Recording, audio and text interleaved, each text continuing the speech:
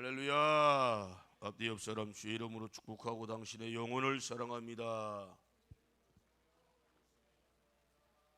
오늘도 만나는 사람들을 축복하십시다. 영혼을 사랑하십시다. 영혼을 사랑하는 방법이 뭘까요? 예수 그리스도의 이름을 증거하는 것이 영혼을 가장 사랑하는 것인 줄로 믿습니다. 오늘 말씀의 또한 주제는 하나님께 가까이 나아가는 방법에 변화가 있다라고 하는 주제를 삼습니다. 우리가 18절 말씀을 잘못 해석하면 큰 오류를 범할 수가 있습니다. 계명이 연약하며 무익함으로 패했다라는 말씀을 잘못 해석하면 하나님 말씀을 패했다, 아무것도 아니네, 지킬 필요가 없다, 이렇게 착각하는 사람들이 있을 수 있어요. 여기서 패했다, 무익하다라고 하는 의미는 그런 의미가 아니고 하나님 말씀은 영영이 설 줄로 믿습니다.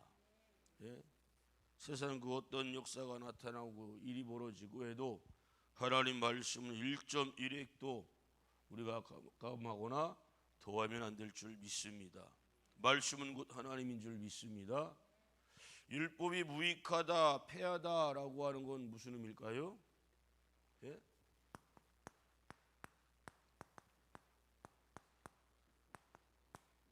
왜 무익하고 패한다고 하는 거예요?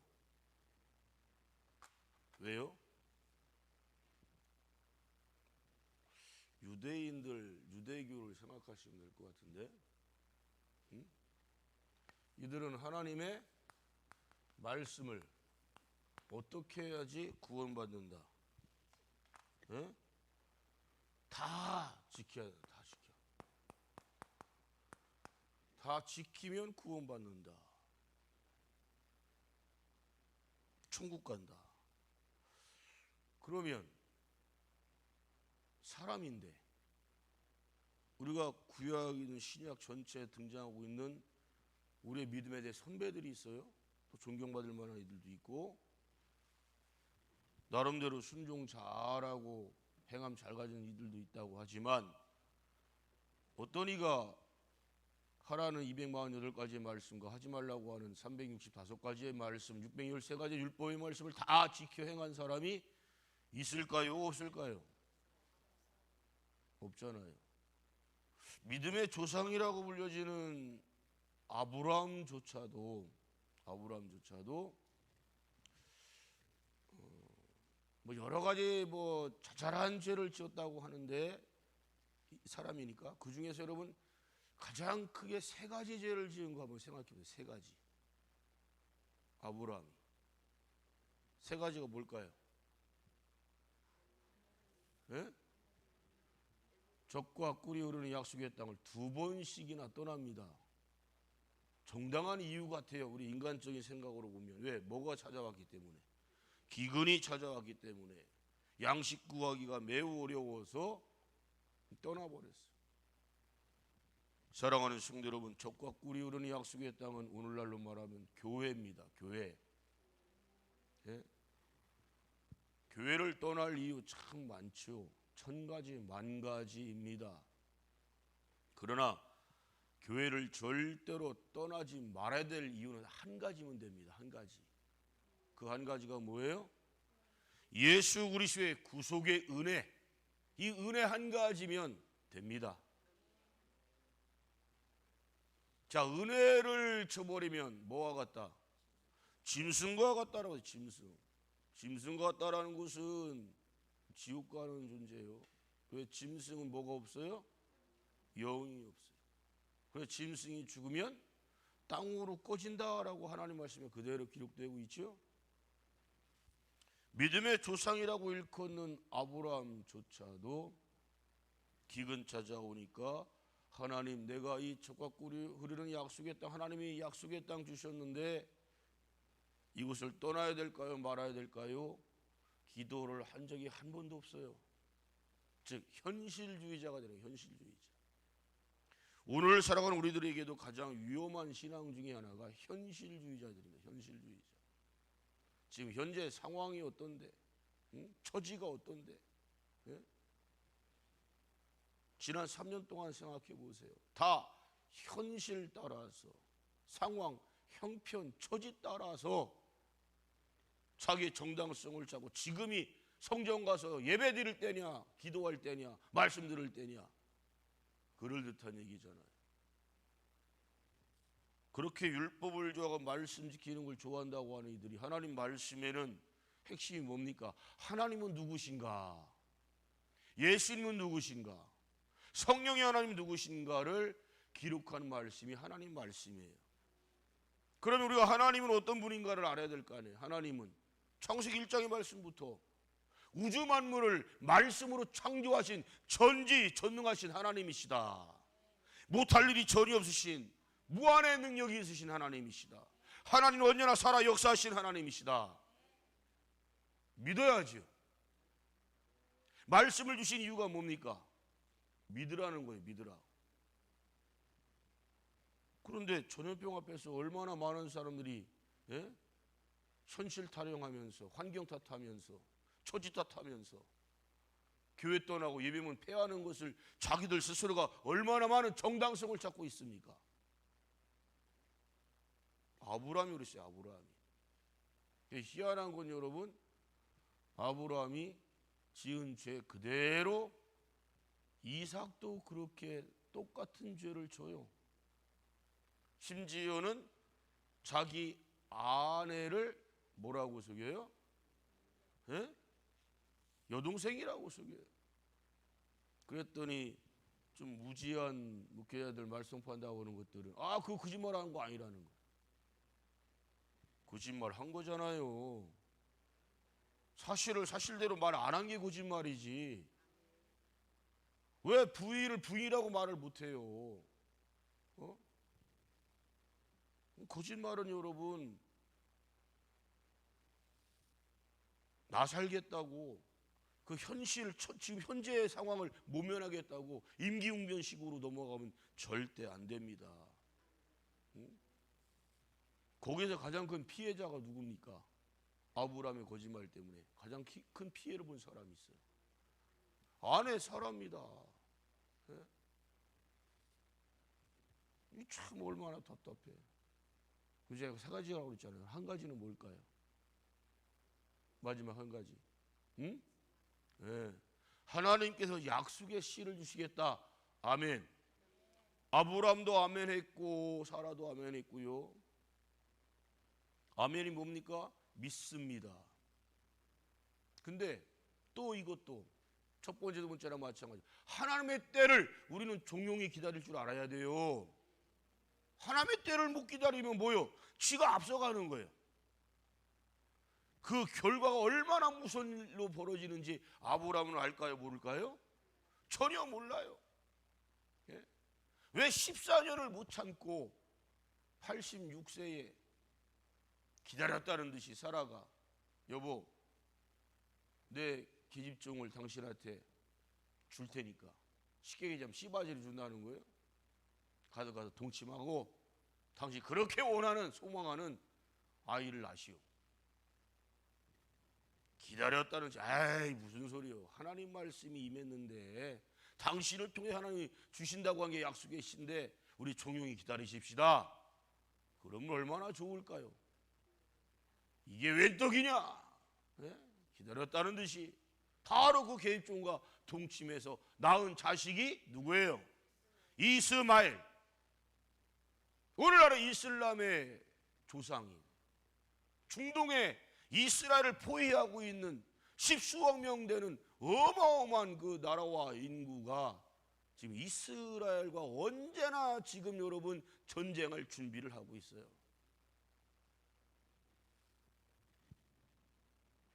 아주 크게 세 가지 죄를 얘기했어요. 그 세 가지 죄뿐이겠습니까? 자잘한 죄들 참 많이 있었겠죠. 예? 그러면 이스마엘이 여러분 14년이나 형인데 태어나고 모르겠어요? 아버지에게 일방적으로 독단적으로 받던 사랑이 나중에 100세 얻은 누구한테 가요? 이삭한테 사랑이 가니 예? 이스마엘이 이삭을 가만히 내버려 둘 리가 있냐 말이에요. 막 해코지를 하기 시작을 해요. 예? 그래야 그것을 보고 그간에 엄청나게 많이 참았던 사라가 예? 정당성의 분노를 말하는 거예요. 도저히 한 집에서 첩과 첩의 아들놈과 함께 못 살겠다. 내 90살에 얻은 이 약속의 아들 이삭을 보호하려면 같이 살면 안 되겠다. 이 집에서 내쫓아라. 사실 그것은 사라의 뜻 같으나 사라의 뜻이 아니라 하나님 아버지의 뜻인 줄 믿습니다. 하나님께서 주저하지 않고 하나님이 언약하신 약속의 씨는 이스마엘이 아니라 이삭이거든. 그리고 하나님은 언제나 누구 편입니까? 조광지처 편이에요. 조광지처. 아멘. 그래서 아브라함에게 명령 내리지 않습니까? 내 보내라는 거예요. 내 보내라. 그렇다고 해서 하나님 아버지께서 이스마엘을 죽이시지 않습니다. 살게 하십니다. 또 그 약속에 나와 있잖아요. 큰 민족을 이룰 것이다. 바닷가의 모래알처럼 하늘의 무별처럼 무수한 자녀손을 할 것이다. 그대로 이스마엘 후손들이 엄청난 부흥의 역사가 나타납니다. 그러나 그 이후로 그 후손들이 이스라엘과 이 이스마엘과 철천지 원수 같은 그런 삶으로 살 거라고는 예상을 절대 못했을 거예요. 여러분 단순하게 생각하시면 안 돼요. 하나님이 명령하셨고 말씀 주신 것은 꼭 기억하셔야 돼. 기억하시고 지켜 행해야 되는 거예요. 그리고 하나님의 때를 기다려야 되는 거예요. 조급한 마음 버려요. 신앙생활에 정말 위험한 것 중에 하나가 조급성이에요. 조급성. 예? 그래서 말씀하시는 내 생각과 너희의 생각은 같다 다르다. 다름을 인정하십시오. 다름을. 여러분 결혼해가지고 부부가 돼서 한 몸 되고 한 영이 되는 것인데 가장 많이 이혼하는 이유 중에 하나가 뭐예요? 성격이 안 맞아서. 그럼 이 세상에 여러분 부부로 살 사람들 한 명도 없어 다 이혼해야 돼요. 그 논리라면. 왜? 성격 맞아요? 맞는다고 하는 사람들은 거짓말이 몇 가지 맞을 수 있지. 몇 가지. 자 보십시오. 태어나는 장소부터 틀려요. 예? 부모님도 틀리고 자라는 환경도 틀려요. 먹는 것도 다 틀리고 모든 문화라든가 다 틀리게 자란 그 20대든 30대든 40대든 해서 만나가지고 결혼을 했는데 뭐가 맞아요? 그리고 하나님이 절대로 한 사람 한 사람 맞게끔 똑같게끔 만들지 않으셨습니다. 다 성격 차이가 있고요. 다 틀려요. 다만 맞춰가는 것이죠. 예? 그 책 제목이 재밌어요. 화성에서 온 사람, 금성에서 온 사람. 그 책이 있어요. 유명한 베스트셀러가 됐는데 그것은 서로 다름을 인정하라고 하는 주제를 다루고 있습니다. 언제 기회가 되면 그런 책도 한번 사서 읽어보면 좋을 것 같아요. 화성에서 온 사람하고 금성에서 온 사람이라는 거. 누가? 부부가. 부부뿐이겠습니까? 우리가 사회생활에 만나는 여러 친구들이 있잖아요. 친인척들이 있잖아요. 이웃들이 있잖아요. 다 각각 달라요. 다름을 인정할 때 또 심지어는 교회 안에서도 우리가 성령으로 하나가 되는 건 맞지만 그 하나가 되기까지 얼마나 많은 시간이 걸리고 서로 간에 노력을 해야 됩니까? 많은 사람이 누구랑 싸웠다 누가 싫다? 아이 세상에 남북 통일이 되는 게 더 빠르지. 한 번 싫어지고 미워지면 아주 원수가 돼. 같은 자리에 같은 데 앉지도 않고 밥도 같이 안 먹어. 아니 그게 시편 1편 1절에 등장하고 있는 악인 죄인 오만한 자입니까? 악인 죄인 오만한 자는 앉지도 서지도 말라고 말씀하셨잖아요. 그죠? 말도 섞지 말라는 거예요. 그 말씀 실천해야지. 사탄의 마귀 세력이라면. 그러나 교회 주님 안에서 우리는 한 자녀가 됐습니다. 우리는 지체입니다. 지체. 그거 어떻게 끝까지 원수가 돼? 절대 화합을 안 해. 화해를 안 해. 왜? 다름을 인정해야죠. 다름을 인정하고 또 예수님 말씀하셨죠. 어느 집을 가든 축복을 먼저 빌어줘라. 평화를 빌어줘라. 즉 중보기도를 아끼지 말고 항상 하라는 거예요. 자, 두 손 벌리고 손뼉 3번 시작. 2번 시작. 한번 시작. 소리 나요, 안 나요? 왜 나요? 부딪히니까 소리 나죠. 이걸 여러분 부부간의 다툼, 싸움, 친구간의 다툼, 싸움, 성도들 간의 다툼, 싸움이라고 생각할 때, 아무리 상대방이 나를 치려고 할 때 한번 손을 피해 보세요. 다른 한쪽이 소리 나요? 안 나. 누가 피해야 될까요? 다 믿는 데잖아, 교회에서. 누가 피해야 돼요? 그럼 누가 피할 수 있을까요? 누가 피할까요? 그렇죠. 기도하는 사람이 피하는 거예요. 기도해 주는 사람은요, 나한테 막 달려들 혈기 부리고 막 심지어 욕까지 퍼붓고 해도 피해. 예수님이 뭐라고 말씀하셨어요? 뺨을 때려? 그러니까 다른 쪽 뺨도 돌려대라는 거예요. 가능할까요? 불가능할까요? 예수님이 하신 모든 말씀은 다 가능한 말씀만 주신 거예요.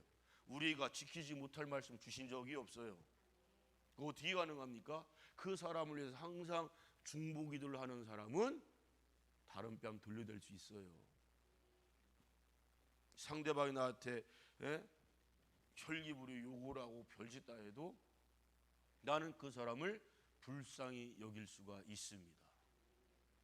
부부간에 마찬가지잖아요. 한 몸을 이루었는데 하나님이 짝을 지어주셨는데 뭔 놈의 성격이 안 맞는다고 이혼을 제일 많이 해. 평생 살아봐요. 성격 절대 안 맞아요. 왜? 하나님이 안 맞게 만드셨어. 근데 왜 부부로 짝을 지어주셨을까요? 서로 합력하여 손을 이루게 하시는 거예요. 서로 무거운 짐을 들게 하시는 거고, 서로 도와주는 관계가 되고 배려하는 관계가 되게 하시는 거예요. 그게 하나님 말씀이에요, 말씀. 그런데 여기서 무익하다, 패하다라는 것은 무슨 의미입니까? 내가 아무리 노력해서 하나님 말씀을 다 지키려고 해도 지킬 수 있다, 없다? 없다는 거예요. 그런데 유대인들은, 율법주의자들은 하나님 말씀을 다 지켜서 우리는 구원받을 수 있다는 거예요. 다 천국 갈 수 있다는 거예요. 몇 가지 지켰다고, 몇 가지. 예? 그 교만한 바리새인이 지킨 거 몇 가지 얘기했어요. 많아야 4가지, 5가지예요. 그 4, 5가지 지켰으면 천국 갑니까? 구원받습니까? 나머지는 뭐예요? 나머지는 하나님 말씀은 결코 우리 인간이 패할 수가 없습니다. 영영이 서리라 말씀하셨잖아요. 그런데 왜 여기서 무익하다, 패하다? 하나님 말씀을 지켜서 구원받는다는 자체가, 이 자체가 무익하다는 거예요. 예수 그리스도는 율법을 폐하시는 분 아니라 예수님은 율법을 완성하신 분이신 줄 믿습니다. 그럼 어떻게 완성하냐? 사실 하나님 말씀의 핵심이 뭡니까?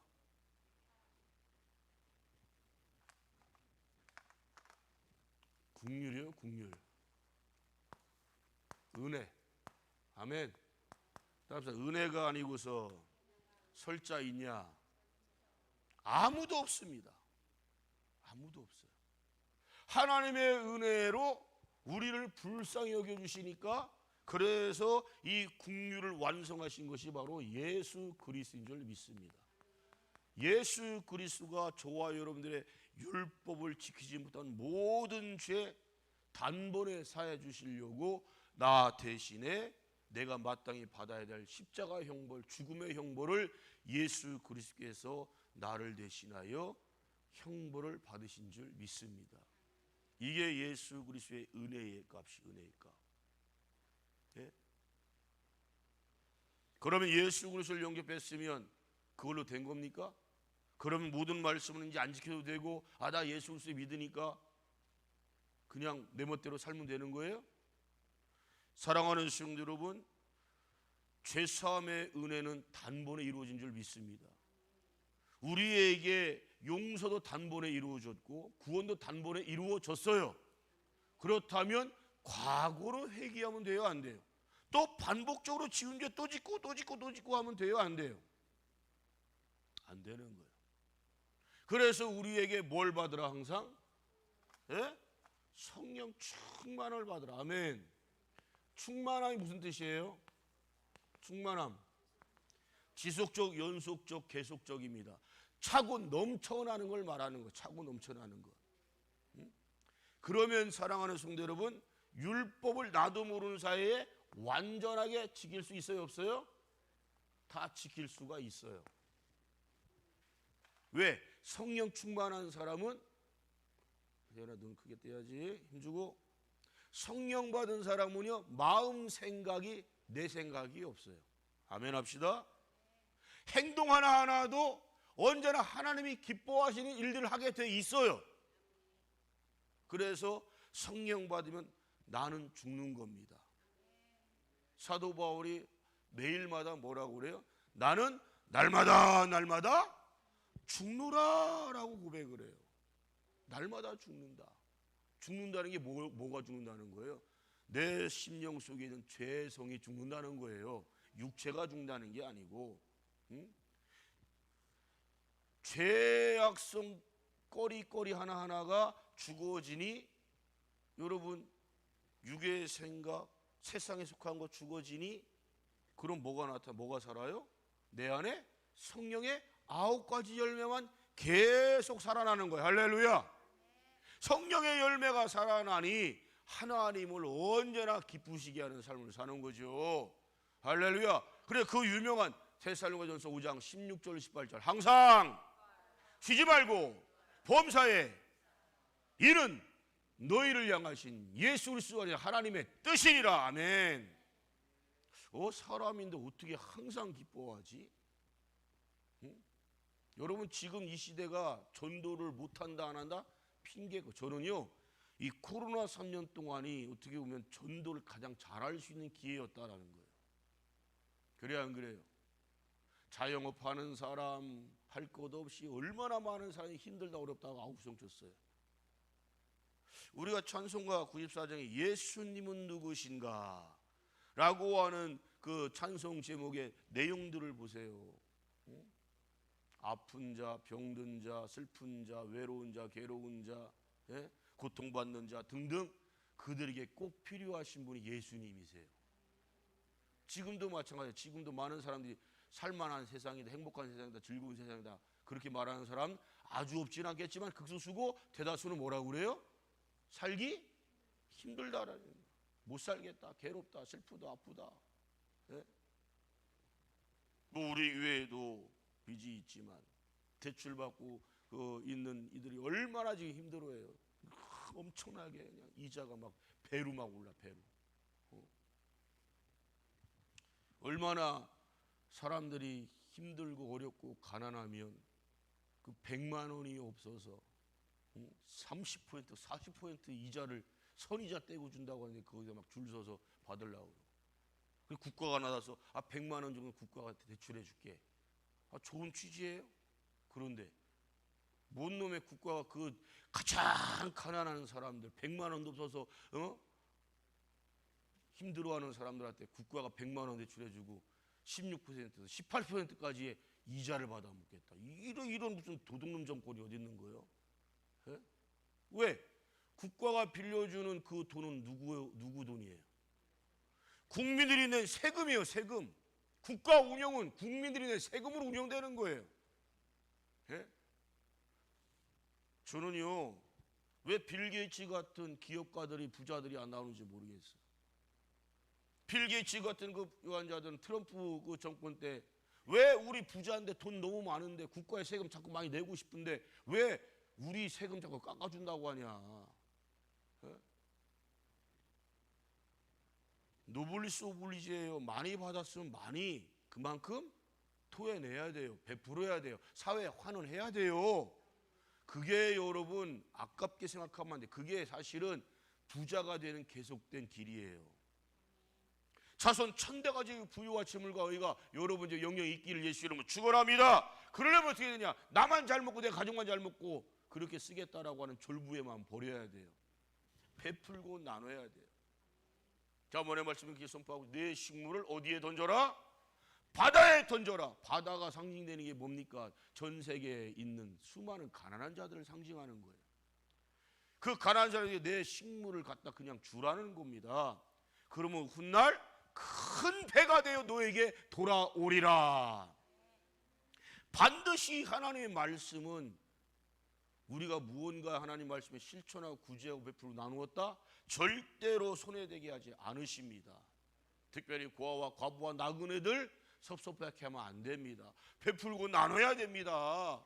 왜? 그들 봤더니 하나님 말씀에 또 뭐라고 선포하고 있어요? 내가 그들의 보관찰자다라고 말씀하셔요. 내가 그들의 보호자가 된다. 내가 그들의 친 부모님이 된다라고, 아버지가 된다고 말씀하고 계십니다. 근데 그들을 우리가 멸시하고 괄시하고 천대한다? 그러면 여러분, 하나님께 받을 봉이 얼마나 큰지 아셔야 됩니다. 내가 너에게 많은 물질을 맡겨줬더니, 큰 권력을 맡겨줬더니, 아니 기껏 쓴다고 하는 게 부자놈들만 위해 쓰고 앉았고, 응? 자기만 잘 먹고 잘 살려고 한다. 여러분, 누가 보면 16장에 등장하고 있는 부자와 나사로를 보십시오. 실존 인물들입니다. 이름까지 실제로 기록하고 있잖아요. 그 부자라는 놈이 한 게 뭡니까? 매일마다 뭐 했다는 거예요? 큰 잔치를 벌이며 술 파티 했다는 거예요. 예? 근데 그 집에 거지 나사로를 보내십니다. 쳐다나 봅니까 그 부자놈이? 그럼 왜 하나님께서 굳이 그 거지 나사로를 그 집에 보냈을까를 생각해 보십시오. 술 처먹는 데는 아깝지가 않아. 예? 맨날 잔치 벌이는 데 하나도 안 아까워. 근데 그 거지한 사람한테 먹을 양식 주고 상처 싸매줄 수 있는 돈은 너무너무 아까워. 주고 싶은 마음이 하나도 없어. 거기에 또 여러분 개도 등장하잖아요. 개. 저는 그 부자와 나사로의 얘기를 보면 꼭 현대판의 이야기랑 똑같은 것 같아요. 안 그렇습니까? 대한민국에 여러분 국가에 등록된 애완개만, 개, 고양이, 뭐고 애완동물 다른 거 다 빼고 개만 1,500만 마리가 넘었답니다. 예? 3명에 1명꼴로다가 개를 키우고 있는 거예요. 여러분, 개 애완동물 키우는 사람들한테 그 개한테 들어가는 돈 생각해 보세요. 저는요, 저 개도 또 길거리 가다 보면 되게 재밌잖아요. 업고 다니고 안고 다니고.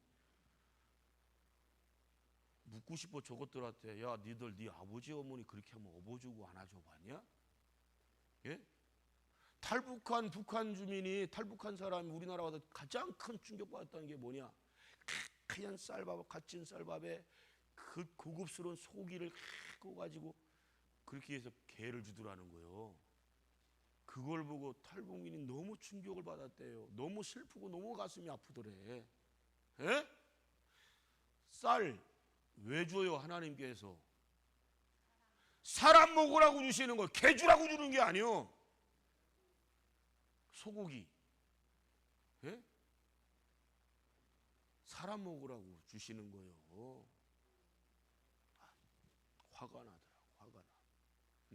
하나님 말씀 율법 지킨다고 하면 우리 주변에는 여러분 바다처럼, 예? 가난한 사람이 무수하게 많아요.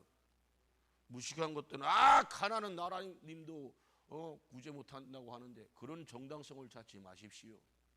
십시일반 베풀고 나누다 보면 하나님 아버지께서 감동을 받으시고, 대한민국 나라 국민들은 서로 돕네, 서로 베푸네, 나누네, 더 많이 줘야지, 풍성하게 줘야지.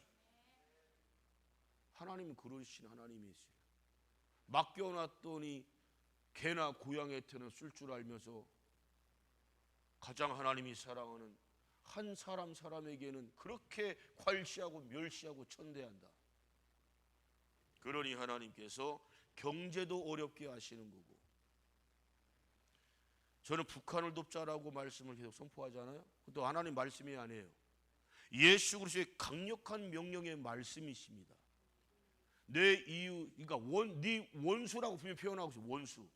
원수라는 존재 단어는 언제 우리가 쓸 수 있는가 생각해 보시면, 부모 죽인 원수, 응? 내 가정을 파괴시키는 원수, 나라를 망하게 한 원수, 침략한 원수, 다 원수 맞아요. 근데 그 원수가 목말라 하거든 어떻게 하라? 마실 물을 거저 줘라. 그냥 주라는 거예요. 그냥. 네 원수가 줄이고 있다, 굶주리고 있다라고 하면 어떻게 해요? 먹을 것을 크게 외치십시다. 거저줘야 돼요. 북한 원수 맞아요. 1950년 6월 25일 주일날 새벽 4시에 공산 화로 만들기 위해서 대한민국 남한 땅을 침략해 온 거 맞습니다. 3년 동안 전쟁을 일으켰고 수많은 사람이 죽어나갔고 수백만 명의 고아들이 생겼고, 예? 그 이후로 무려 70여 년 동안 계속 분단된 상태인 원수 맞습니다. 여러분, 94년부터 97년까지 북한에는 고난의 행군이라고 하는 기간이 있었습니다. 그 고난의 행군 때에 무려 300만 명이 굶어 죽었습니다. 아사로 죽었어요. 어떻게든 살고 싶어서 여러분 압록강 두만강 그래 북한으로 넘어가려고 넘어가다가, 아니 물을 건너려도 여러분 힘이 있어야 건너지, 그죠? 얼마나 굶주리고 힘이 없으면 건너가다가 물에 빠져서 거기서 얼마나 많은 사람이 죽어나가는지, 새들이 그 시체를 쪼아먹어. 아무도 그 시체를 치우려고도 하지 않고.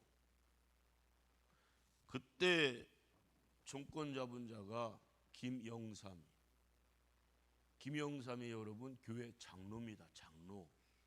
장로기 때문에 얘기하는 거예요. 장로라면 하나님 말씀을 믿어야지요. 하나님 말씀을 지켜 행해야지요. 우리 일반 국민들은 그때 300만 명 아사로 죽었는지 대다수 몰랐어요. 나중에서 알았잖아요. 그럼 최고 권력자가 그걸 몰랐을까요? 정보망이 다 엄청나게 있는데. 근데 우리는 그때 해외로 막 나가서 흥청망청 먹고 마시고 취하고 난리도 아니었잖아요. IMF가 여러분 그냥 왔다고 생각하시면 절대 안 돼요. 수많은 경제의 풍성함과 물질의 풍성함, 양식의 풍성함을 우리에게 계속적으로 주셨는데, 김영삼 정권 5년 때도 계속 풍년이었습니다. 풍년. 우리나라는 지금 풍년이요 수십 년 동안 계속 이루어지고 있어요. 할렐루야! 하나님의 은혜인 줄로 믿습니다. 그럼 왜 풍년 주셨는가 생각해 보십시오. 우리의 형제국이요. 예? 아무리 원수라도 일단 그들을 살리고 봤어야 돼. 살려줘야 돼. 없는 걸 주라는 것도 아니고 너무너무 많은데, 지금 여러분 남는 쌀 때문에 지금 난리도 아니잖아요. 어떻게 하냐. 말씀대로 가면 답이 금방 나와요. 농민도 살고 쌀값도 안정되고 북한한테 인심 써서 좋고, 왜 그냥 줘야 되냐. 쌀 주면 쟤들 저거 틀림없이 무기 만든다. 쌀로 어떻게 무기 만들죠? 예? 어디 뭐 주먹밥 만들어갖고 주먹을 어디 단단하게 해갖고 그걸 던져서 사람 맞춰서 때리나? 예? 쌀로 어떻게 무기를 만든다는 거예요? 상식적으로 생각해봐요. 왜? 그럼 그 쌀로 북한에서 러시아로 수출을 합니까? 중국으로 수출합니까? 택도 없는 소리. 중국에서 쌀이 얼마나 많이 나오는데. 예? 양식 그럼 시베리아를 비롯해서 러시아에서 얼마나 많이 나오는데요. 그거 갖고 절대 무기 못 만들어요. 없는 걸 주라는 것도 아니잖아요. 차고 넘치잖아요. 더 이상 쌓을 곳도 창고에 넣을 데도 없어서 그냥 총화 밑에 놓고 비 맞히고, 그 비 맞으면 어떻게 돼? 거기서 그냥 싹이나. 그럼 사람이 못 먹어. 하나님이 선하신 뜻이 계셔서 풍년을 주셨는데, 풍성해 주셨는데, 저는요 너무 화가 나요. 그리고 우리에게 나오지 않는 지하 자원이 북한에서 엄청나게 많이 나옵니다. 증여나 걱정되거든 쌀을 주고 그 지하 자원 우리가 수입해 오면 되잖아요. 맞교환하면 되잖아요. 일단 사람을 살려야지. 맨날 허구한 핵부단 미사일 쏜다고 원망만 하지 마, 탓만 하지 말고 쟤들은 그냥 최악의 발악을 하는 거거든. 쟤들이 있는 게 뭐가 있겠어? 자랑할 게 무기밖에 더 있겠어요? 여러분, 사랑이 모든 걸 이깁니다. 사랑이 이겨요. 사랑이. 예? 같이 맞붙어 싸우게 되면 서로 공멸하는 것밖에 없어. 세계 경제학자들이나 여러분 모든 석학들이 말을 합니다. 대한민국이 세계 G2, 세계에서 2등까지 올라간다. 조건은 근데 하나가 있어요. 남북이 통일을 이루어야 된다. 하나가 된다면 중국도 안 되고 일본도 안 되고 그 어떤 나라도 안 되고 우리나라가 미국 다음으로 초강대국이 될 거라는 거예요. 저는 그렇게 될 줄로 믿습니다. 근데 이런 게 얼마나 하나가 될 수 있는 기회입니까? 네? 율법 하나님 말씀을 우리가 완성하려면 사랑을 담아서 완성을 해야 되는 거예요. 형식적으로 뭐 구제 조금 하는 척하고 베푸는 거 조금 하는 척하고. 주님은 중심을 취하시는 하나님이신데 우리가 가짜로 하는지 형식적으로 하는지 아니면 진짜 그들 불쌍히 여서 하는 것인지. 지금 여러분 다시 제2의 고난의 행군이 시작됐다는 거 아닙니까? 북한에. 그래 지난 가을 때 엄청나게 많은 사람들이 굶어 죽어가고 있어요. 예? 동남아에서 여러분 신장이 가장 큰 나라 민족이 있습니다. 신장이 어느 나라 어느 민족인지 아세요? 대한민국입니다. 동남아에서 이 아시아에서 예? 우리나라 사람들이 제일 키도 크고 그래서 전 세계에서 미남을 딱 뽑았더니 우리나라가 다 거기 1등하고 1등도 10등까지 다 들어가 있어요. 근데 우리가 볼 땐 저게 뭐가 제일 예쁘다고 제일 멋있다고 그러는데 세계 사람들은 우리나라 사람 그렇게 제일 잘생겼고 미녀로 알고 있어요. 일본하고 택도 없어. 키도 우리가 훨씬 더 크고요. 왜인 줄 아세요? 예? 우리는 고기도 엄청나게 풍성하게 먹어요. 얼마나 풍성하게 먹으면 배가 터질 때까지 먹고 배불러 죽겠다고 갈 때까지 먹어. 우리는 많이 먹는 동물 그럼 돼지를 표현하잖아요. 그죠? 돼지가 절대로 위에 4분의 3 이상을 채우지 않는답니다. 그 돼지도. 그러니 우리는 누구보다 못한 거예요. 돼지보다 못한 인간들이에요. 예? 아니 먹어도 적당하게 먹어야지 배가 터지기 정도까지 먹고 목구멍에 물고 찰 때까지 먹어야 되겠어요? 적당하게 먹어야지. 왜? 배고픈 사람 생각해야지. 나눌 줄 알고 베풀 줄 알아야지요. 주님께서는 같이 나누라고 주시는 거예요. 베풀라고 주시는, 그리고 같이 살아가라고 주시는 거예요. 율법을 여러분 진정으로 완성하길 원합니다. 말씀을 완성하길 원합니다. 사랑을 담아서 지켜 행해야지요. 예? 그래서 우리나라는 여러분 진짜 하나님을 경외하는 사람, 하나님 주신 지혜를 가지고 나라와 민족을 이끌어갈 진정한 지도자가 꼭 필요합니다. 너무너무 그것이 안타까워요. 대결 구도만 가고 서로 싸움만 하려고. 뭐 니들 미사일 한 방 사서 우린 10발 쏠 거야. 전쟁하자는 거지. 여러분 두 번 다시 한반도 땅에 전쟁이 일어나면 돼요 안 돼요? 전쟁이 일어나면 진짜 같이 죽는 거예요. 더 이상 희망이 없어요. 회복이 안 돼요. 될 수가 없습니다. 예? 그러면 대한민국 한반도 땅에서 전쟁 나기를 원하는 것들 한번 생각해 보세요. 예? 미국은요 자신들이 갖고 있는 모든 재래식 무기라든가 모든 무기를 전쟁을 통해 시험하길 바라고 그것 때문에 경제 활성화를 굉장히 원합니다. 일본이 우리나라 진짜 통일되는 걸 원할까요? 중국이 원할까요? 원하는 나라 한 나라도 없습니다. 그렇다면 대한민국 사람들만큼은 통일을 원해야 되는데 젊은 청년들한테 중고등부 초등학생들 학생들한테 설문조사 했더니 무려 70% 이상이 통일 관심 없다. 안 됐으면 좋겠다. 왜? 통일되면 우리가 북한에다 많이 돈을 줘야 될 거 아니냐, 많은 걸 갖다 줘야 될 거 아니냐 라고 하는 생각으로 하기를 원치 않는다는 거예요. 참 돌머리들이에요. 하나만 하고 둘은 몰라요. 여러분 통일을 통하여서 얻어지는 경제적 효과는 만약에 우리가 북한에게 5천조 원을 줬다고 칩시다. 통일을 이루게 되면 그의 10배, 최소한 10배 5경이라고 하는 물질적 유익이 생깁니다. 아멘 좀 합시다. 그리고 우리의 미래의 후세들을 위해서, 우리 자손들을 위해서는 대한민국 통일된 조국을 물려줘야 되지 않겠습니까? 예? 전 세계 어느 나라가 여러분 남북이 짝 갈려져 가지고 70여 년 동안 서로 총맞대고서는 이 분단되고 지금 아직까지 평화협정 돼요 안 돼요? 평화협정 하려고 했더니 그렇게 반대를 하네? 그리고 우리는 지금 계속 또 휴전 중이에요. 휴전 중. 언제라도 전쟁이 일어나도 이상할 게 없어. 주변 것들은 우리나라 전쟁 나길 봐. 특별히 저 일본 족속들은요 지금 경제 폭망이잖아요. 30년 전에 월급이 한 푼도 안 오르고 오히려 지금 5% 10% 지금 줄어들고 있어요. 일본이 그래요 지금 현실이. 그래서 일본 사람이 월급 받는 액수와 우리나라 사람이 받는 월급 액수가 비교해보면 우리나라가 훨씬 더 많습니다. 이거 사실이에요, 사실. 어느 나라가 여러분 30년 동안 월급이 하나도 안 오르고 오히려 5% 10% 줄어든 나라가 있어요? 30년 동안? 그런 나라 없습니다.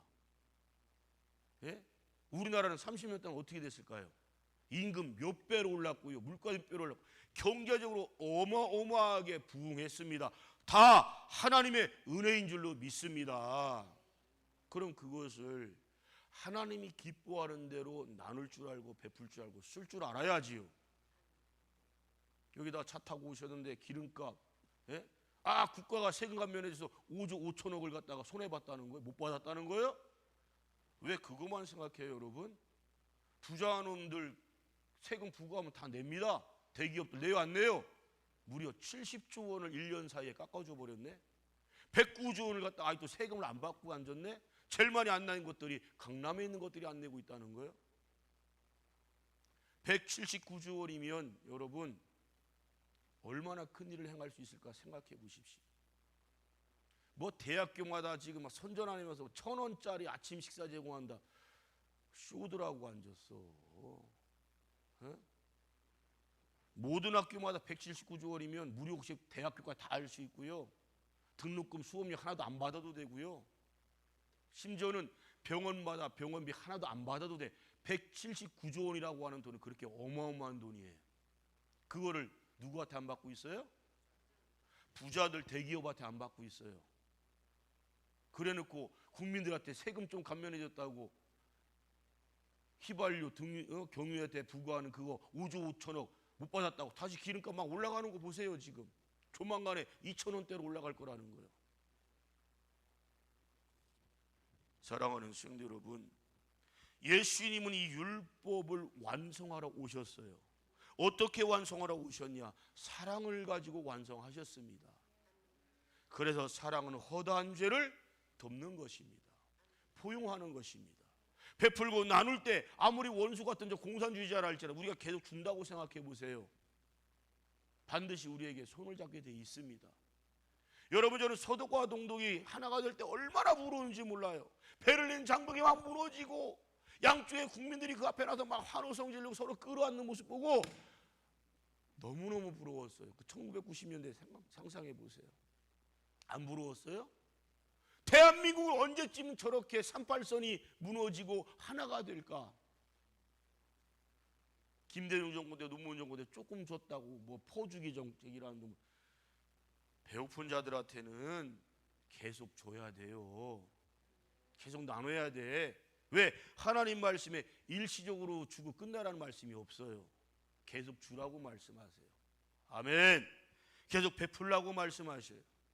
그럼 여러분 화가 날 때도 있죠. 왜 나는 죽으라고 이래서 땀을 열심히 벌어서 수익 얻은 걸 왜 그들한테 왜 나눠줘야 되냐? 하나님의 말씀이니까요. 명령이니까. 또 그것이 저와 여러분들이 부자가 되는 길입니다. 하나님께서 그들한테 준 것은 뭐라고 말씀하셨어요? 내가 너희들에게 꼬고하는 것이니. 아멘.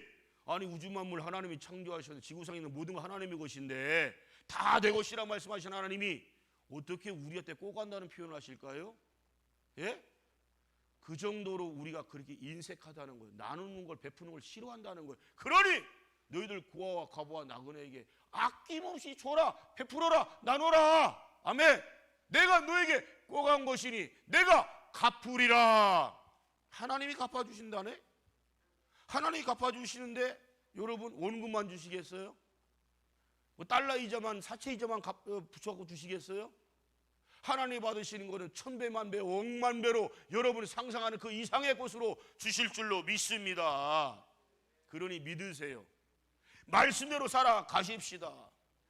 예수 그리스도를 통하여서 이 모든 말씀을 완성해 나가는 저와 여러분들 되기를 예수 그리스도의 이름으로 축원합니다. 기도합니다.